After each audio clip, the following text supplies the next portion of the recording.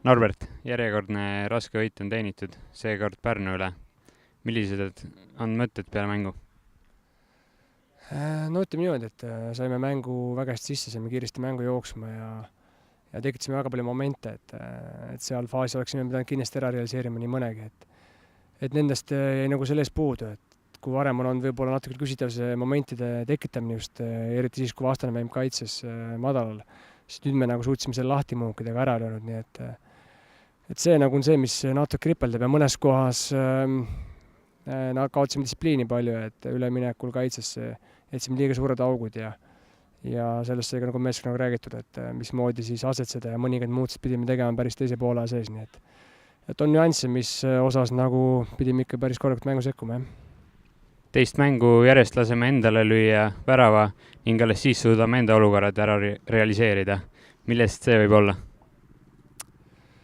Jah, ei saa ju öelda, et see mäng nagu võrreldes eelmisega, et ei oleks momente olnud, et seekord me ikkagi alustasime oluliselt teravamalt, aga kui ära ei löö mingil hetkel, võib-olla hakkab midagi natuke kammitsema ja siis hakatakse liiga palju riske võtma ja seda me nagu tegimegi ja siis kaotasime sellega oma mängudistsipliini, et selles osas tuleb teha omad nagu järeldused ja peame suutma mängudistsipliini ikkagi hoida olenemata seisust. Pärnu kiired ründajad tekitasid meie noorele keskkaitsepaarile täna parajalt peavalu. Jah, nii see oli, et selles mõttes said meil keskkaitset hea väljakutse kohe ja loomulikult neil oli kõvasti tööd selle, et Õunap Vihma pidi päris palju nagu tagasi töötama ja Pärnul me teame, et on niisugused head ja kiired ründajad, kes kontrat nagu noolivad ja ikkagi mitmel korral suutsid olla päris ohtlikud, nii et jah, keskkaitstel oli täna ikkagi omajagu tööd. Täna oli siis meie päästeingel Markus Jürgenson, kes sai vahetult enne väravate löömist ka endale kapteni paela, et kas sellele võib ka seoseid leida?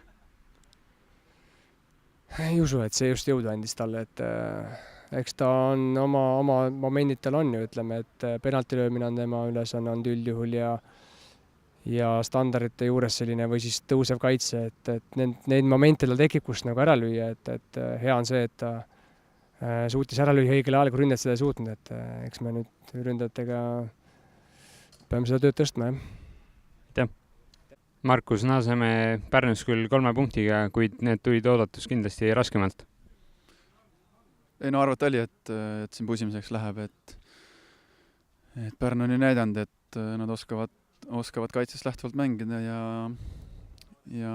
ega me siit mingit kerget 3 punkti ei oodanud, aga et see nüüd nii raskelt tuleb, see oli võib-olla väikene üllatus, jah. Täna võtsid siis väravate löömise enda kanda, et kirjelda veidi oma teist väravat.